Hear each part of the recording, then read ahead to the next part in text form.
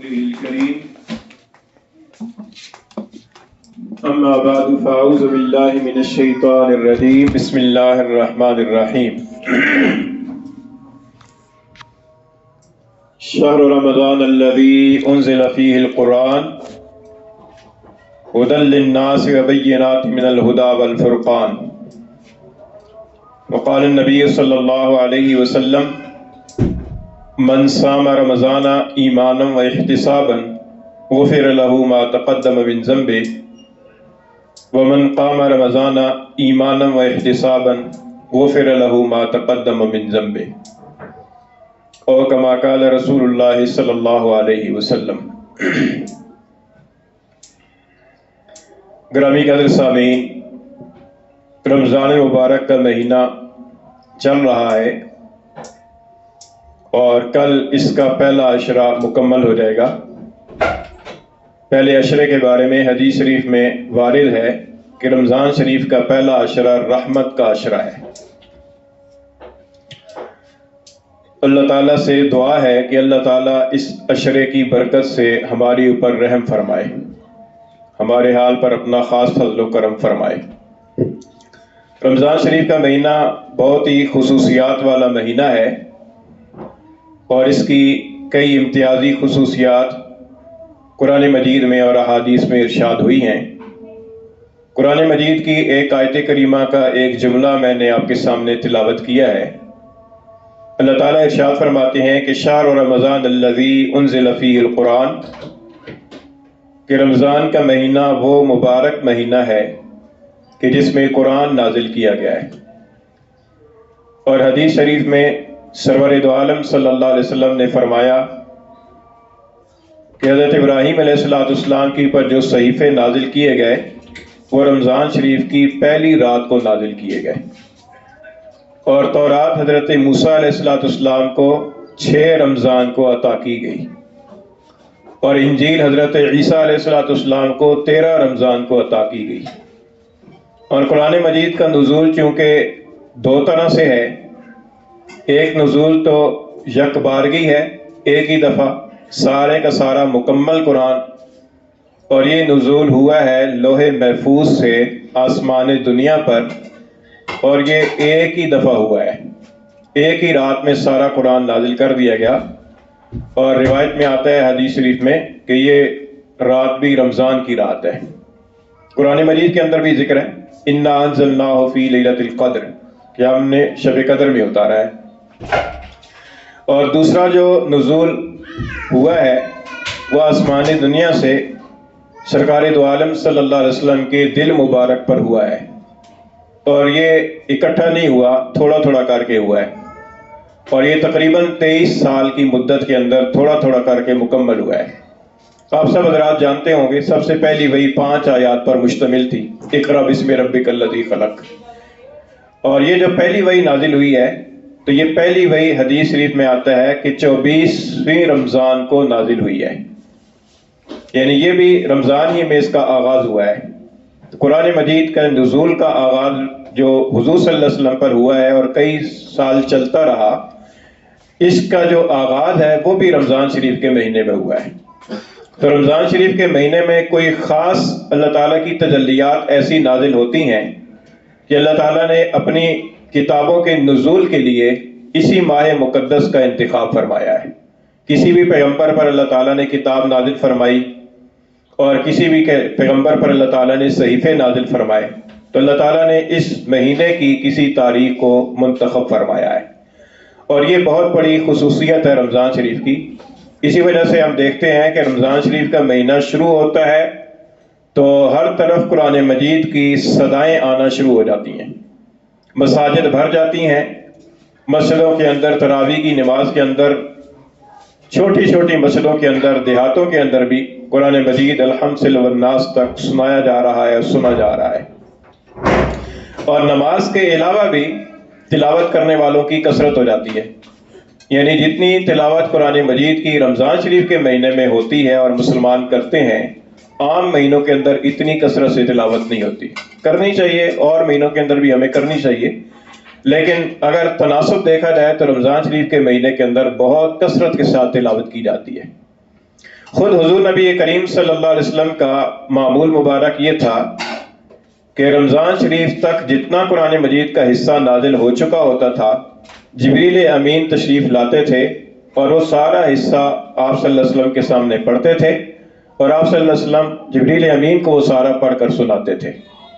یہ جو حفاظ کرام کے درمیان دور چلتا ہے تراویح کی نماز کے اندر، سنانے سے پہلے اور سننے سے پہلے جو آپس میں دو حافظ بیٹھ کر سنتے سناتے ہیں، اس کو دور کہا جاتا ہے۔ یہ دور بھی سنت محمدی بھی ہے اور سنت جبریلی بھی ہے، یہ اسی نسبت سے۔ اور پھر آخری رمضان میں، جس کے بعد آپ صلی اللہ علیہ وسلم کا پھر وصال ہوا اور رمضان نہیں آیا، اس رمضان میں حدیث میں آتا ہے کہ آپ نے اور جبریل امین نے 2 مرتبہ پورے قرآن کا دور کیا ہے۔ تو یہ بھی اس بات کی علامت ہے کہ قرآن مجید کو رمضان کے ساتھ اور رمضان کو قرآن مجید کے ساتھ بہت خاص مناسبت ہے۔ حدیث شریف میں آتا ہے کہ رمضان ہی میں روزہ رکھا جاتا ہے۔ حدیث شریف میں آتا ہے کہ قیامت کے دن روزہ اور قرآن یہ دونوں بندے کے حق میں سفارش کریں گے۔ روزہ عرض کرے گا کہ باری تعالیٰ میں نے اس کو دن کے وقت میں کھانے پینے سے روکے رکھا، لہذا میری سفارش قبول کیجیے۔ اور قرآن یہ کہے گا کہ باری تعالیٰ میں نے اس کو رات کو سونے سے جگائے رکھا، آپ میری سفارش اس کے حق میں قبول کیجیے۔ حدیث شریف میں آتا ہے کہ فیشفعان، کہ ان دونوں کی سفارش قبول کی جائے گی۔ تو بہت بڑی سعادت کی بات ہے، بہت بڑے برکت کے لمحات ہیں کہ جو اللہ تعالیٰ نے ہمیں نصیب فرمائے ہیں۔ ہماری خوش قسمتی ہے کہ ہمیں زندگی کے اندر ایک اور رمضان اللہ تعالیٰ نے نصیب فرمایا۔ کتنے ہمارے ساتھی، ہمارے بزرگ، ہمارے بھائی ایسے ہیں کہ جو پچھلے رمضان میں ہمارے ساتھ تھے لیکن اس رمضان میں وہ نہیں ہے۔ تو اللہ تعالیٰ کا کرم ہے کہ اللہ تعالیٰ نے زندگی کے اندر پتہ نہیں اس سے پہلے ہمارے کتنے رمضان گزرے ہیں اور غفلتی کی حالت میں گزرے ہیں۔ اللہ تعالیٰ سے دعا کرنی چاہیے اور اہتمام کرنا چاہیے کہ یہ والا جو رمضان ہے، یہ رمضان ہم خاص اللہ تعالیٰ کی عبادت کے ساتھ اور تعلق کے ساتھ گزاریں۔ اگلے رمضان تک ہم میں سے کون جیتا ہے اور کون مرتا ہے، یہ اللہ ہی کو معلوم ہے۔ تو اس لیے کوشش کرنی چاہیے کہ رمضان کے ان مبارک لمحات کے اندر اللہ تعالیٰ کی عبادت کثرت کے ساتھ کرنی چاہیے۔ ویسے تو رمضان شریف کے مہینے کے اندر اللہ تعالیٰ نے اور نبی کریم سرور دو عالم صلی اللہ علیہ وسلم نے ہمارے لیے معمولات مقرر فرمائے ہیں۔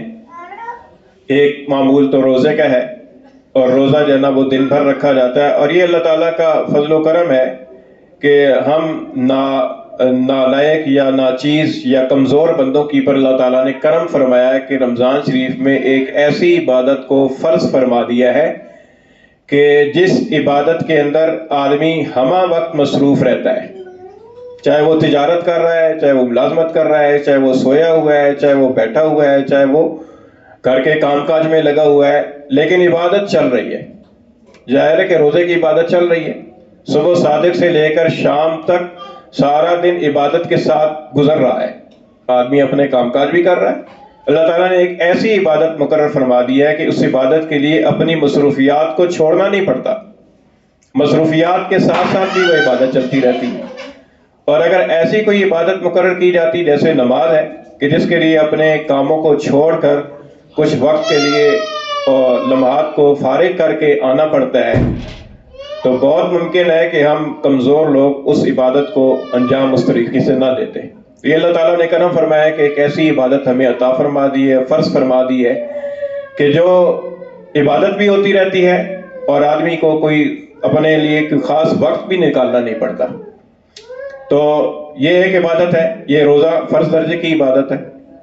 اور پھر ایک عبادت اللہ تعالیٰ نے، ایک اور ایسی عبادت اللہ کے رسول صلی اللہ علیہ وسلم نے سنت قرار دی ہمارے لیے کہ وہ بھی ہمارے اوپر ان اللہ تعالیٰ کی اور اللہ کے رسول کی مہربانی ہے کہ اللہ تعالیٰ نے وہ ہمارے لیے ایک سنت مقرر فرما دی، باجماعت طریقے سے مقرر فرما دی، قرآن مجید کے سننے سنانے کی سنت مقرر فرما دی۔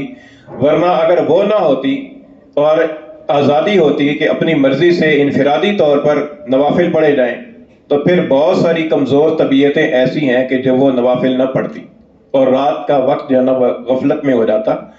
تو ایک ایسی عبادت مقرر کی کہ جس کے اندر رات کا ایک خاص حصہ، آپ چھٹا حصہ کہہ لیں، اسے پانچواں حصہ کہہ لیں، وہ ایک خاص حصہ رات کا جو ہے نا وہ عبادت کے اندر صرف ہو جاتا ہے، تراویح کی نماز۔ اسی کو حضور نے فرمایا کہ من قام رمضان ایمانا و احتسابا غفر له ما تقدم من ذنبه، کہ جس نے رمضان کا قیام کیا ایمان کی حالت میں اور ثواب حاصل کرنے کی نیت سے، تو اس کے گزشتہ گناہ معاف کر دیے جائیں گے۔ تو یہ عبادت بھی ایسی ہے کہ اس عبادت کے اندر آدمی جماعت کے ساتھ ہونے کی وجہ سے اور قرآن مجید کے سننے سنانے کی ایک لذت اور ایک ثواب لینے کے ارادے سے آدمی اس عبادت کے اندر مصروف ہو جاتا ہے، اور اس کی رات کا بھی ایک خاص حصہ جو ہے وہ اللہ تعالیٰ کی عبادت کے اندر اس بہانے سے صرف ہو جاتا ہے۔ تو یہ دو عبادتیں تو مقررہ عبادتیں ہیں۔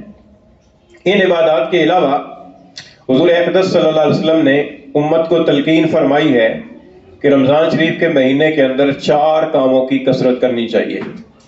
ان میں سے 2 کام تو فرمایا کہ ایسے ہیں کہ جن سے تم اللہ تعالیٰ کو راضی کر سکتے ہو، اور 2 کام ایسے ہیں کہ جن کے بغیر تمہیں کوئی چارہ کار نہیں ہے۔ وہ 2 کام جن سے اللہ تعالیٰ کو راضی کیا جا سکتا ہے، ان میں سے ایک ہے کلمہ لا الہ الا اللہ کی کثرت۔ حدیث شریف میں آتا ہے، فرمایا کہ افضل ذکر لا الہ الا اللہ، تمام اذکار میں سے افضل ذکر جو ہے یہ لا الہ الا اللہ ہے، اور یہی لا الہ الا اللہ توحید کی اور ایمان کی بنیاد ہے۔ اور یہی کلمہ لا الہ الا اللہ ایسا ہے کہ جس کی ہر مسلمان کے دل میں تمنا ہوتی ہے اور ہونی چاہیے کہ مرتے وقت میں اسے یہ کلمہ نصیب ہو جائے۔ خوش قسمت لوگوں کو مرتے وقت بھی یہ کلمہ نصیب ہو جاتا ہے۔ اللہ تعالیٰ ہمیں بھی نصیب فرمائے، اور اللہ تعالیٰ ہمارا خاتمہ بھی ایمان پر فرمائے۔ تو فرمایا کہ یہ اس کلمے کی کثرت کرنی چاہیے، لا الہ الا اللہ، لا الہ الا اللہ، لا الہ الا اللہ، اس کا ورد کرنا چاہیے۔ ورد کے طور پر اپنے اوقات میں سے کوئی وقت نکال کر یکسوئی کے ساتھ، توجہ کے ساتھ اس کلمے کا ورد کرنا چاہیے۔ اور کثرت کے بارے میں بعض بزرگوں نے فرمایا کہ کم سے کم کثرت کا جو مقدار ہے کثرت کی وہ 300 ہے، کہ کم سے کم 300 دفعہ روزانہ لا الہ الا اللہ، لا الہ الا اللہ، تاکہ حضور نے جو فرمایا ہے نا کہ کثرت کرو، تو اس کثرت کی پر عمل ہو جائے، کم از کم کے درجے میں۔ ویسے تو زیادہ کرنا چاہیے، لیکن کم از کم اتنا ضرور کرنا چاہیے تاکہ حضور نے یہ جو فرمایا ہے کہ کثرت کرو تو اس کثرت کی پر عمل ہو جائے۔ دوسری چیز فرمایا کہ استغفار کی کثرت کرو۔ استغفار کے اندر مختصر کلمہ ہے استغفر اللہ، استغفر اللہ، استغفر اللہ، یہ بھی استغفار ہے۔ اور اگر کوئی زیادہ پڑھنا چاہے تو استغفر اللہ ربی من کل ذنب واتوب الیہ، اور اگر کوئی دوسرے کلمہ پڑھنا چاہے تو استغفر اللہ الذی لا الہ الا هو الحی القیوم واتوب الیہ۔ ان میں سے جون سا بھی کلمہ پڑھنا چاہے یہ بھی کر سکتا ہے کہ ایک تسبیح استغفر اللہ استغفر اللہ استغفر اللہ کی کر لے، ایک استغفر اللہ ربی من کل ذنب واتوب الیہ، ایک استغفر اللہ الذی لا الہ الا هو الحی القیوم واتوب الیہ، یہ 300 ہو جائے گا۔ یہ بھی کثرت میں آ جائے گا، کثرت کے ادنا درجے میں۔ 2 چیزیں اور فرمایا کہ ایک یہ کہ اللہ تعالیٰ سے اپنے لیے جنت مانگو، اور دوسرے یہ کہ اللہ تعالیٰ سے جہنم کے عذاب سے پناہ مانگو۔ یہ 2 چیزیں ایسی ہیں کہ جن کے بغیر ہمیں کوئی چارہ کار نہیں ہے۔ یعنی اللہ تعالیٰ کے عذاب کی سہار تو ہم میں ہے نہیں۔ دنیا کے اندر کوئی معمولی سی تکلیف آ جائے تو وہ ہم سے برداشت نہیں ہوتی، اور اللہ تعالیٰ کا عذاب اللہ تعالیٰ اپنی پناہ میں رکھے۔ اللہ تعالیٰ کے عذاب سے پناہ مانگنی چاہیے۔ جہنم اللہ تعالیٰ کے عذاب کا ٹھکانہ ہے، اور جنت اللہ تعالیٰ کی رحمت کا ٹھکانہ ہے۔ ہم اللہ تعالیٰ کی رحمت کے بھی محتاج ہیں اور ہر دم محتاج ہیں۔ اس لیے حضور نے فرمایا کہ یہ 2 چیزیں ایسی ہیں کہ جن کے بغیر تمہیں کوئی چارہ کار نہیں ہے۔ تو لہذا اللہ تعالیٰ سے جنت کا سوال کرنا چاہیے، جنت اللہ تعالیٰ سے مانگنی چاہیے، اور جہنم کے عذاب سے پناہ مانگنی چاہیے اللہ تعالیٰ کے عذاب سے۔ تو یہ 4 اعمال اللہ کے رسول نے نفلی درجے میں، آپ سمجھ لیں کہ اللہ کے رسول نے فرمایا مستحب درجے میں، یعنی یہ کوئی فرض نہیں ہے روزے کی طرح، اور تراویح کی طرح سنت مؤکدہ بھی نہیں ہے، لیکن اللہ کے رسول نے فرمایا ہے تو ظاہر ہے کہ اس کے پیچھے ضرور کوئی حکمت ہوگی۔ تو اس لیے ہمیں ان 4 کاموں کا اہتمام کرنا چاہیے۔ اور اگر رمضان شریف کے مہینے کو عبادات کے ساتھ گزارا جائے تو اللہ تعالیٰ کی رحمت سے امید کی جا سکتی ہے کہ اللہ تعالیٰ مغفرت فرما دے، بخشش فرما دے۔ اور اگر یہ مہینہ غفلت کی حالت میں گزر گیا تو ایسے شخص کے لیے وعید بھی ارشاد ہوئی ہے۔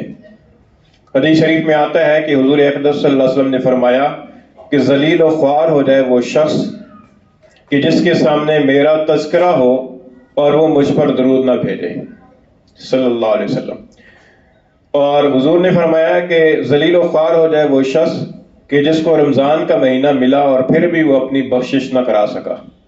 یعنی ایک خاص موقع ہے، اس خاص موقع سے جیسے کوئی کسی جگہ کوئی خاص سبیل لگ جائے، کوئی خاص عطا اور بخشش شروع ہو جائے اور آدمی اس میں بھی نہ جائے اور نہ لے تو بندہ کہتا ہے یار تو بہت ہی بد نصیب ہے۔ اللہ کے رسول نے فرمایا کہ ذلیل و خوار ہو جائے وہ شخص کہ جو رمضان کے مہینے کو پائے اور پھر بھی اپنی بخشش نہ کرا سکے، سنہری موقع۔ پھر فرمایا کہ ذلیل و خوار ہو جائے وہ شخص کہ جس کے سامنے اس کے والدین یا والدین میں سے کوئی ایک بوڑھے ہو جائیں اور وہ ان کی خدمت کر کے اپنے آپ کو جنتی نہ بنا سکے۔ تو یہ 3 بد دعائیں نبی کریم صلی اللہ علیہ وسلم نے دی ہیں، اور بعض احادیث میں ہے کہ حضور نبی کریم صلی اللہ علیہ وسلم نے جبریل امین نے بد دعائیں دی اور حضور نے ان بد دعاؤں پر آمین کہا۔ تو دونوں صورتوں میں آپ سمجھیں کہ کتنا مطلب بھیانک معاملہ ہے کہ جبریل امین بد دعا کر رہے ہیں اور حضور آمین کہہ رہے ہیں۔ تو اس لیے آج ہمارے ذہنوں کے اندر پیروں کی بد دعاؤں سے تو بڑا ڈر لگتا ہے، ماؤں کی بد دعاؤں سے تو بڑا ڈر لگتا ہے، اور کسی مظلوم کی بد دعا سے ڈر لگتا ہے۔ یہ نبی کریم صلی اللہ علیہ وسلم کی بد دعا یا جبریل امین علیہ السلام کی بد دعا، اس لیے ڈرنا چاہیے اور کوشش کرنی چاہیے کہ رمضان شریف کے جو ایام ہے، جو مہینہ ہے، اس مہینے کے اندر زیادہ سے زیادہ عبادت کر کے، دعائیں مانگ کر، ذکر کر کے، استغفار کر کے، تلاوت کر کے، تو اللہ تعالیٰ کے حضور میں چند ٹوٹی پھوٹی نیکیاں ہم دکھانے کے قابل ہو جائیں کہ یا اللہ ہم بھی ناقص ہیں اور ہمارے اعمال بھی ناقص ہی ہیں، آپ بھی کرم فرما دے، ان اعمال کو بہانہ بنا دے بخشش کا، کیونکہ رحمت حق بہانہ میں جویت، اللہ تعالیٰ کی رحمت تو بہانہ تلاش کرتی ہے۔ تو بہانے کے لیے کچھ تو ہم کھوٹے سکے اللہ کے حضور میں پیش کر رہے ہیں۔ اللہ تعالیٰ عمل کی توفیق عطا فرمائے۔ وما علینا۔